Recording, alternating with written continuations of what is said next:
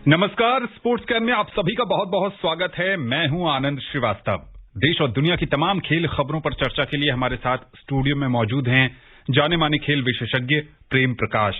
Prem, sports can में आपका बहुत बहुत स्वागत है। धन्यवाद आनंद। आपको और स्पोर्ट्स कैन सुनने वाले सभी श्रोताओं को मेरा नमस्कार।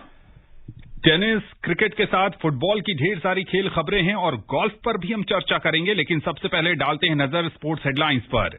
अमेरिकी ओपन के प्री क्वार्टर फाइनल में आज एक्शन में होंगे Rafael Nadal. Asia cup cricket में कल दुबई में सुपर 4 में भारत का सामना श्रीलंका से। सैफ अंडर 17 फुटबॉल चैंपियनशिप में भारत ने भूटान को 3-0 से हराया और ड्यूरन कप फुटबॉल में राजस्थान यूनाइटेड ने इंडियन नेवी को 2-0 से दी मात।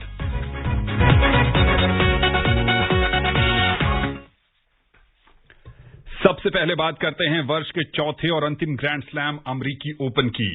यूएस ओपन में आज प्री क्वार्टर फाइनल में स्पेन के राफेल नडाल का सामना अमेरिका के फ्रांसिस टियाफो से होगा। एक अन्य मैच में कैमरन नोरे और आंद्रे रुब्लेव आमने सामने होंगे। महिला सिंगल्स के चौथे दौर में पोलैंड की ईगा स्वीटेक का मुकाबला जर्मनी की जूले नियमियर से होना है। वहीं अमेरिका की जेसिका पेगुला पेत्रा क्यूतोवा के साथ खेलेंगी।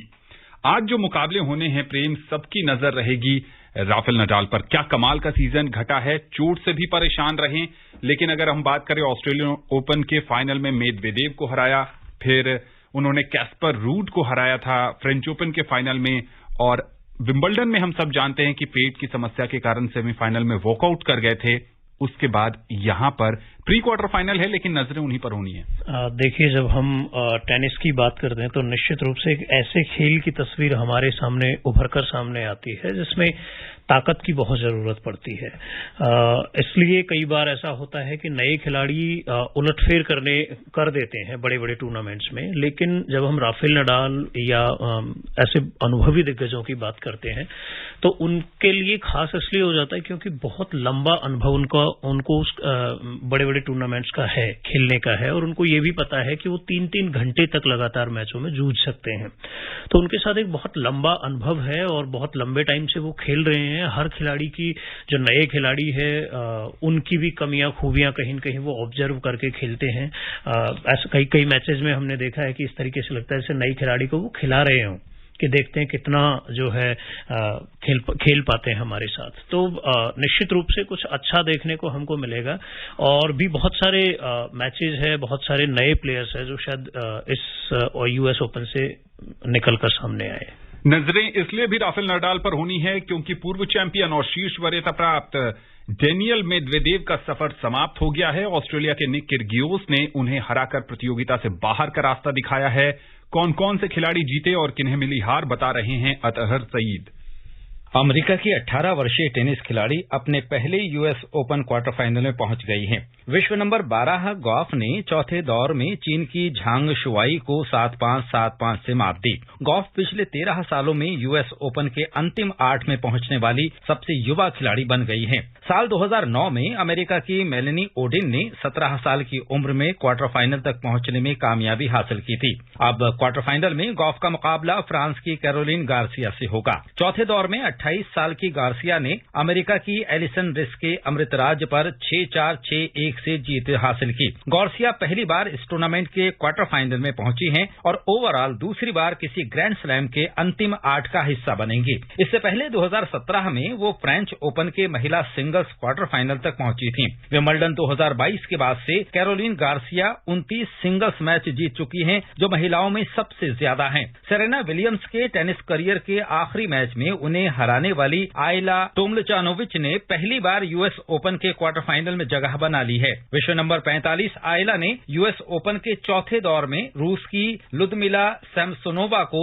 7-6, 6-1 से हराया। आयला के करियर का ये तीसरा क्वार्टर फाइनल है। क्वार्टर फाइनल में आयला का मुकाबला 5वीं वरीयता प्राप्त ट्यूनिशिया की ओंस जाबर से होगा। जाबर ने 18वीं सीड वेरोनिका कुदेरमेतोवा के खिलाफ चौथे दौर में 7-6, 6-4 से जीत दर्ज की। पुरुष वर्ग में नॉर्वे के कैस्पर रूड यूएस ओपन पुरुष सिंगल्स के क्वार्टर फाइनल में पहुंच गए हैं। रूस ने फ्रांस के कोरेंतिन मुतेत को 6-1, 6-2, 6-7, 6-2 से हराकर पहली बार यूएस ओपन के अंतिम 8 में जगह बनाई है। अब उनका सामना क्वार्टर फाइनल में इटली के मतेओ बेरेतिनी से होगा। चौथे दौर में बेरेतिनी ने इटली के डेविडोविच फोकिना को 5 सेट तक चले मैच में 3-6, 7-6, 6-3, 4-6, 6-2 से हराने में कामयाबी हासिल की। रूस के कैरेन खाचानोव भी पहली बार यूएस ओपन के क्वार्टर फाइनल में पहुंच गए हैं। खाचानोव ने उलटफेर करते हुए चौथे दौर में 12वीं वरीयता प्राप्त स्पेन के पाब्लो करेनो के खिलाफ 4-6, 6-3, 6-1, 4-6, 6-3 से जीत दर्ज की। खाचानोव का सामना क्वार्टर फाइनल में ऑस्ट्रेलिया के निक किर्गियोस से होगा। अतहर सईद, स्पोर्ट्स कैन। प्रेम, आपने युवा खिलाड़ियों की बात की। नॉर्वे के कैस्पर रूड पर भी बहुत नजर है, चूंकि अगर वो सेमीफाइनल तक जाते हैं तो नई एटीपी रैंकिंग में नंबर 2 पोजीशन पर आ जाएंगे, और अगर ये खिताब जीतने में सफल होते हैं तो वो दुनिया के नंबर 1 टेनिस खिलाड़ी भी बन जाएंगे।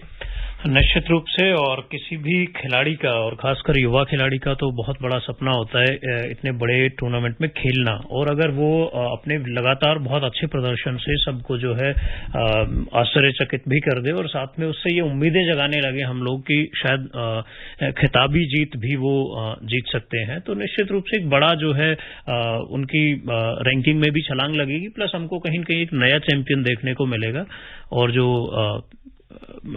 अगर हम देखें खिलाड़ियों के हिसाब से तो बहुत अच्छी बात भी होगी। महिला सिंगल्स की अगर बात करें, सेरेना विलियम्स बाहर हो गई हैं। स्थानीय टूर्नामेंट है अमेरिका के लिहाज से। 18 साल की कोको गॉफ ने जिस ढंग से प्रदर्शन किया है, उनसे उम्मीदें बढ़ गई हैं। निश्चित रूप से, देखिए सेरेना विलियम्स का बहुत लंबा करियर रहा है, और जैसा कि हम लोग जानते हैं लगभग 41 साल की वो हो गई है, और बहुत लंबे अपने करियर में बहुत सारे खिताब उन्होंने जीते हैं विश्व के अलग अलग खेलों में। अगर एक दिग्गजों की बात की जाए तो उन दिग्गजों में सेरेना विलियम्स और वेनस विलियम्स का नाम आता है। दोनों बहनों ने, ऐसा लगता है कि यूएस अमेरिका की टीम से जो है टेनिस में राज किया है। तो निश्चित रूप से एक उम्र का भी जो है ऐसा पड़ाव है जहां उनको रिटायरमेंट लेना पड़ा, और अब जो कोको गॉफ जिसकी हम बात कर रहे हैं, जिन्होंने पहली बार जो है इसके क्वार्टर फाइनल में जगह बनाई है, तो निश्चित रूप से सबसे कम उम्र की खिलाड़ी है जो यहां तक पहुंची है, और उनसे उम्मीदें बढ़ गई है। ऐसा हो भी सकता है कल को कि हमें एक नया उलटफेर देखने को मिले। चलिए, इस टूर्नामेंट पर हमारी नजर बनी रहेगी, और कल के स्पोर्ट्स कैन में हम आपको बताएंगे कि कौन कौन से खिलाड़ी आगे बढ़ने में सफल रहे। टेनिस कोर्ट के बाद अब चलते हैं क्रिकेट के मैदान पर। एशिया कप 2020 क्रिकेट में कल दुबई अंतर्राष्ट्रीय क्रिकेट स्टेडियम में सुपर 4 के मैच में भारत का सामना श्रीलंका से होगा। आकाशवाणी से इस मैच का आंखों देखा हाल हिंदी और अंग्रेजी में शाम 7 बजे से प्रसारित किया जाएगा। मैच भारतीय समय के अनुसार 7:30 बजे से शुरू होगा। बीती रात दुबई अंतर्राष्ट्रीय क्रिकेट स्टेडियम में सुपर 4 के मैच में पाकिस्तान ने भारत को 5 विकेट से हरा दिया। भारत ने पहले बल्लेबाजी करते हुए 7 विकेट पर 181 रन बनाए। विराट कोहली ने 60 रन की शानदार पारी खेली। पाकिस्तान के शादाब खान ने 2 विकेट लिए। जवाब में पाकिस्तान ने 19 ओवर और 5 गेंद में 5 विकेट के नुकसान पर लक्ष्य हासिल कर लिया। मोहम्मद रिजवान ने 71 और मोहम्मद नवाज ने 20 गेंदों में 42 रन की ताबड़तोड़ पारी खेली। प्रेम, सबसे पहले कल जो मैच हुआ उस पर अगर हम चर्चा करें तो कमाल का मैच था। जो भारत पाकिस्तान के बीच रोमांच होता है क्रिकेट में, वो सब कुछ था उस मैच में। लेकिन क्या लगता है, टीम इंडिया के हाथों से ये मैच कहां फिसला? अर्शदीप का वो कैच या भुवनेश्वर का वो 19वां ओवर जो महंगा साबित हुआ? देखिए, निश्चित रूप से मैं एक बात कहूंगा, जब हिंदुस्तान और पाकिस्तान का मैच होता है, खासकर क्रिकेट का मैच होता है, तो 2 टीमें हैं जो आपस में चिर प्रतिद्वंदी है, वो खेल रही होती है ग्राउंड में। वही सेम हम ये भी देख सकते हैं कि इंडिया का मैच ऑस्ट्रेलिया के साथ भी हो सकता है, साउथ अफ्रीका के साथ भी हो सकता है, और बहुत सारी टीमों के साथ हो सकता है। लेकिन कुछ ऐसी भावनाएं जुड़ी हुई है या कुछ इस तरीके का एक माहौल बना हुआ है कि जब हिंदुस्तान और पाकिस्तान का मैच होता है तो ऐसा लगता है जैसे सरहदों पर जंग लड़ी जा रही हो। तो निश्चित रूप से कहीं न कहीं हमारी भावनाएं होती है उस तरीके से जुड़ी हुई। और अगर मैं मैच की बात करूं तो दोनों ही टीमें बहुत बेहतरीन खेली। मैं ऐसा नहीं कहूंगा कि हिंदुस्तान की तरफ से बहुत कमियां रही, लेकिन हाँ इतना जरूर कहूंगा कि आप जिम्बाब्वे के खिलाफ खेलते हैं या वेस्टइंडीज के खिलाफ खेलते हैं, वो एक अलग बात है, और जब आप एशिया कप जैसे किसी बड़े टूर्नामेंट में खेल रहे हैं तो वो एक अलग बात है। तो जहां आपको छोटी छोटी गलतियां भी बहुत महंगी पड़ जाती है। अगर हम कल हमारे 4-5 बॉलर्स की बात करें तो लगभग 3 बॉलर्स है जिन्होंने 4-4 ओवर में 40+ रन दिए। इतने बड़े मैच में अगर इतने महंगे साबित आप होते हैं तो आप से उम्मीद नहीं की जा सकती कि आप 181 रन के स्कोर को बचा सकते हैं।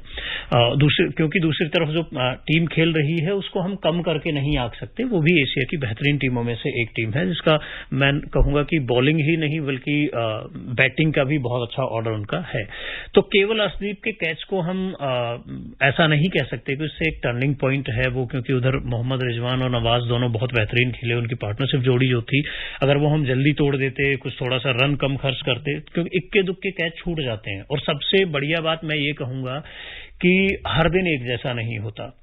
कल हम ये कह सकते हैं कि कल के मैच में दिन पाकिस्तान के लिए था और वो जीता, और एक जब दो टीमें खेलती है तो एक जीतती है और एक निश्चित रूप से हारती है। विराट कोहली की बात जरूर करना चाहेंगे। लंबे समय के बाद फॉर्म में दिखे। जो मैच था इससे पहले वाला हांगकांग के साथ, उसमें भी उन्होंने अर्धशतक लगाया था, लेकिन पाकिस्तान के साथ अर्धशतक लगाना और जिस फ्लो में खेल रहे थे, लेकिन चर्चा उनके प्रेस कॉन्फ्रेंस की ज्यादा हो रही है। उसमें उन्होंने कहा कि पूरी तरीके से जो लोग उनको जानते थे उनसे अलग थलग हो गए, सिवाय महेंद्र सिंह धोनी के। ये उनका दर्द छलका। देखिए, निश्चित रूप से एक ऐसा वक्त, खासकर इस तरीके का जब वक्त आता है, तो तब आपको जरूर उन लोगों की याद आती है जिन्होंने आपको सबसे ज्यादा सपोर्ट किया होता है, जिन्होंने आपको सबसे ज्यादा सिखाया होता है। तो कल जिस तरह से उन्होंने प्रेस कॉन्फ्रेंस में ये बात कही, तो वो उससे हमको यही मालूम पड़ता है कि महेंद्र सिंह धोनी, जिनके बारे में हम पहले भी कई बार यहाँ स्टूडियो में बैठ के बात कर चुके हैं, कि वो अपने साथ वाले प्लेयर्स को खिलाते बहुत ज्यादा है। कभी भी इस लालच में वो नहीं पड़ते हैं कि मुझे सेंचुरी पूरी करनी है या मेरी हाफ सेंचुरी पूरी करनी है या ऐसा कुछ भी।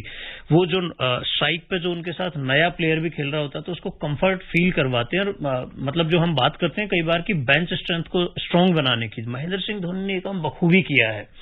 तो कहीं न कहीं विराट कोहली को भी इस तरीके से ग्रो किया महेंद्र सिंह धोनी ने टीम में रहते हुए कि कल को उनको भविष्य का कप्तान बनाया जा सके।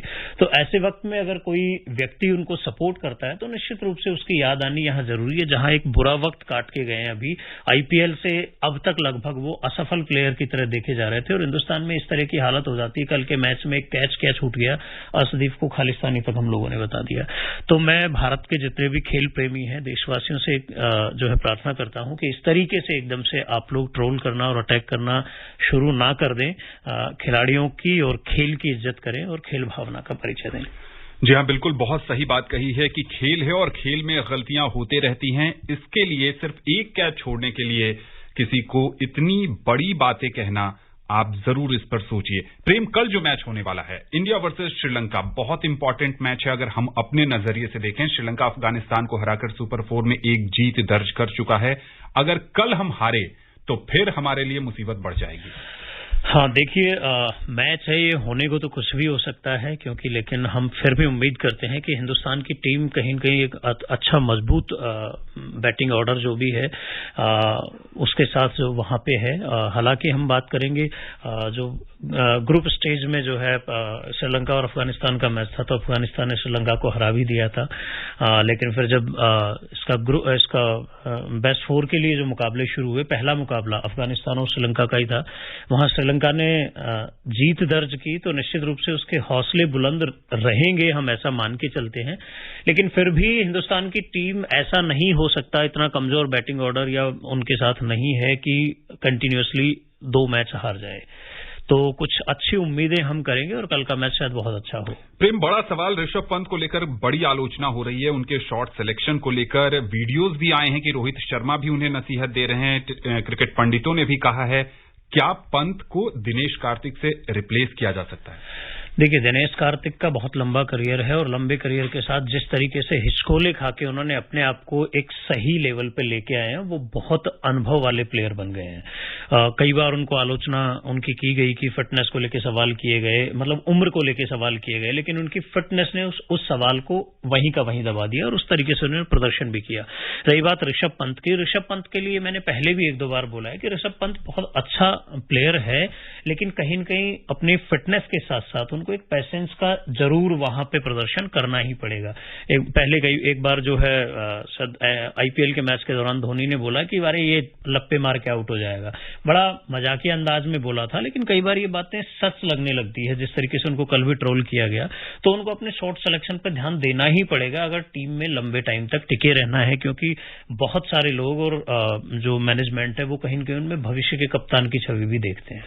जी हां, चलिए उम्मीद करेंगे कि कल ऋषभ पंत का बल्ला चले अगर उन्हें प्लेइंग 11 में जगह मिलती है तो। और कल जो मैच होने वाला है इंडिया वर्सेस श्रीलंका, उस पर भी हम कल चर्चा करेंगे स्पोर्ट्स कैन में, और लाइव कमेंट्री भी आप एफएम रेनबो पर सुन सकते हैं। रोड सेफ्टी वर्ल्ड सीरीज के दूसरे सीजन की शुरुआत कानपुर के ग्रीन पार्क स्टेडियम से होगी। टूर्नामेंट का पहला मैच 10 अक्टूबर को इंडिया लेजेंड्स और दक्षिण अफ्रीका लेजेंड्स के बीच खेला जाएगा। इस सत्र में कुल 8 टीमें हिस्सा ले रही हैं, जिनमें इंडिया लेजेंड्स, दक्षिण Africa, West Indies, Australia, Sri Lanka, Bangladesh, England और न्यूजीलैंड लेजेंड्स की टीम है। न्यूजीलैंड लेजेंड्स पहले सत्र का हिस्सा नहीं थी और ये उनका डेब्यू सत्र होगा। प्रेम, एक बार फिर से हम सचिन तेंदुलकर, वीरेंद्र सहवाग, युवराज सिंह को क्रिकेट के मैदान पर देखेंगे। देखिए, अगर अच्छे कॉज के लिए कोई सीरीज खेली जाती है तो दोनों ही चीजें होती है। कहीं न कहीं वो मैसेज जो है समाज और देश तक भी पहुंचता है। प्लस दूसरी ये चीज कि उन दिग्गजों को हम फिर से खेलते हुए देखते हैं जो दिग्गज अभी रेगुलर क्रिकेट में नहीं है, जो संन्यास की घोषणा कर चुके हैं, लेकिन अपने समय के सब दिग्गज रहे हैं। तो निश्चित रूप से कहीं न कहीं एंटरटेनमेंट के साथ साथ एक अच्छा संदेश भी ये श्रृंखला लेकर आएगी। 7वीं सैफ अंडर 17 फुटबॉल चैंपियनशिप में मौजूदा चैंपियन भारत ने अपने पहले मैच में भूटान को 3-0 से पराजित किया। भारत के लिए थांग लालसन गांगटे ने 2 और वेन लाल पेका गुइटे ने 1 गोल किया। भूटान और नेपाल के साथ भारत ग्रुप बी में है। बांग्लादेश, श्रीलंका और मालदीव ग्रुप ए में हैं। पिछले टूर्नामेंट में नेपाल को 7-0 से हराकर भारत विजेता बना था। ड्यूरेंट कप फुटबॉल में कोलकाता में ग्रुप बी में राजस्थान यूनाइटेड ने इंडियन नेवी को 2-0 से हरा दिया। ग्रुप बी में राजस्थान की टीम 7 अंकों के साथ तीसरे, जबकि इंडियन नेवी 1 अंक लेकर 5वें स्थान पर है। उधर मणिपुर के इंफाल में इस समय ग्रुप सी के अंतिम मैच में चेन्नईयन एफसी का सामना नेरोका एफसी से हो रहा है। बात करते हैं गोल्फ की। भारत में पेशेवर गोल्फ की आधिकारिक मंजूरी देने वाली संस्था the professional golf tour of India यानी पीजीटीआई ने जम्मू में गोल्फ टूर्नामेंट आयोजित करने का फैसला किया है।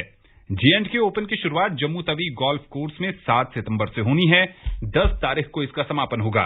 जम्मू में पहली बार पीजीटीआई द्वारा गोल्फ टूर्नामेंट का आयोजन किया जा रहा है। यह टूर्नामेंट का दूसरा सत्र होगा। पिछली बार यह श्रीनगर में खेला गया था। इस टूर्नामेंट में कुल प्राइज मनी 40 लाख रुपए है। गोल्फ में भारत के शीर्ष पेशेवर खिलाड़ियों में शामिल ओलंपियन उदय माने, राशिद खान, खलीन जोशी, युवराज सिंह संधू, गत चैंपियन हनी बोसोया, मनु गंडास, करणदीप कोचर और अर्जुन शर्मा इसमें हिस्सा लेंगे। विदेशी खिलाड़ियों की बात करें तो श्रीलंका के मिथुन परेरा और एन थंगराजा के अलावा बांग्लादेश के जमाल हुसैन भी इसमें एक्शन में दिखेंगे। स्थानीय चुनौती का नेतृत्व जम्मू कश्मीर के खिलाड़ी करेंगे। इनमें पेशेवर पवन परिहार, फैयाज अहमद लांगू, राघव वाही, पवन परिहार, मोहम्मद दीन पोडे के साथ साथ शौकिया खिलाड़ी प्रभुनूर सिंह, वेदांत हांडा और जुबैर हसन जरगर भी शामिल हैं। प्रेम, जम्मू कश्मीर कई कारणों से चर्चा में है, लेकिन गोल्फ जैसा खेल जो भारत में बहुत ज्यादा लोकप्रिय नहीं है, दूर दराज के इलाकों में आयोजित कराने के फैसले को कैसे देखते हैं आप? आपने बहुत अच्छा कहा कि बहुत ज्यादा लोकप्रिय नहीं है। तो अभी जो हम हमेशा से बात करते रहे हैं अपने प्रोग्राम में, स्पोर्ट्स कैन में, कि जिस तरीके से हिंदुस्तान में एक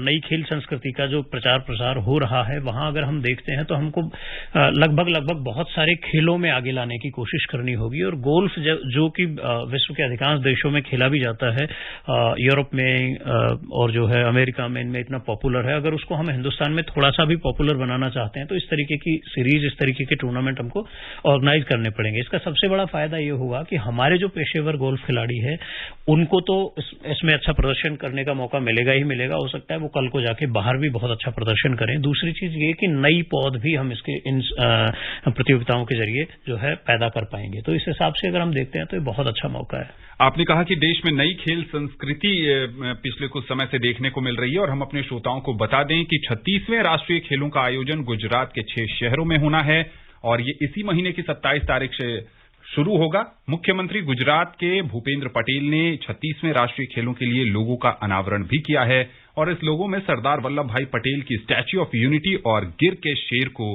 प्रदर्शित किया गया है। प्रेम, अब समय नहीं है कि इस पर या किसी और खबर पर आपसे चर्चा की जा सके। स्पोर्ट्स कैन से जुड़ने के लिए और विशेषज्ञ राय साझा करने के लिए आपका बहुत बहुत आभार। धन्यवाद आनंद, शुभ रात्रि। स्पोर्ट्स कैन का आज का अंक यहीं समाप्त होता है। कल आपसे होगी फिर मुलाकात। तब तक के लिए पूरी टीम को दीजिए अनुमति। नमस्कार।